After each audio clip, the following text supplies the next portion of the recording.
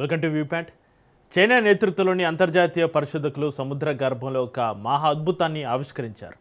ప్రపంచంలోని అతిపెద్ద అత్యంత పురాతనమైన తిమింగలాల శ్మశాన వాటికను హిందూ మహాసముద్రంలో గుర్తించారు. ఆస్ట్రేలియాకు పశ్చిమాన డయామాంటినా ఫ్రాక్చర్ జోన్లో సుమారు 1200 కిలోమీటర్ల విస్తీర్ణంలో ఈ ప్రదేశం విస్తరించి ఉంది. సముద్ర మట్టానికి దాదాపు 7000 మీటర్లు అంటే 23,000 అడుగుల లోతులో ఈ అద్భుత ప్రపంచం బయటపడింది.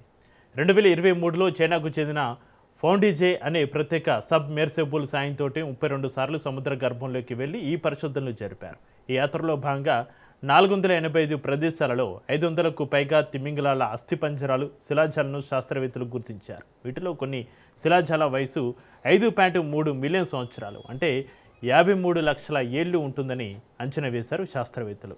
ఇంత పెద్ద స్థాయిలో ఇంత పురాతనమైన తిమింగలాల శ్మశానం బయటపడడం ఊహించలేదని ప్రధాన పరిశోధకులు జియోటెంగ్ పెంగ్ తెలిపారు. ఈ ప్రాంతంలో కొత్తగా అంతరించిపోయిన తిమింగలం జాతిని కూడా గుర్తించారు. సముద్రంలో చనిపోయిన తిమింగలాలు అడుక్కు చేరడాన్ని వేల్ ఫాల్స్ అంటారు. ఒక్కోసారి ఆహార కొరత ఉండే సముద్ర గర్భంలో ఈ కళేబరాలు పోషకాలతోటి కూడిన ఒయాసిస్లా పనిచేస్తాయి. ఇక్కడ జెల్లీఫిష్, స్టార్ ఫిష్, ఎముకలను తినే పురుగులు, ఇతర జీవుల సమూహాలను శాస్త్రవేత్తలు గమనించారు. వీటిలో చాలా వరకు జీవశాస్త్ర ప్రపంచానికి కొత్తవి కావచ్చని భావిస్తున్నారు.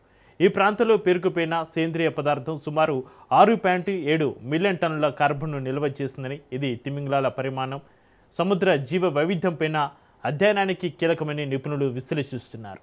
ఈ ఆవిష్కరణపైన ప్రముఖ పత్రిక నేచర్లో జూన్ 10న ఒక అధ్యయనం ప్రచురితమైంది.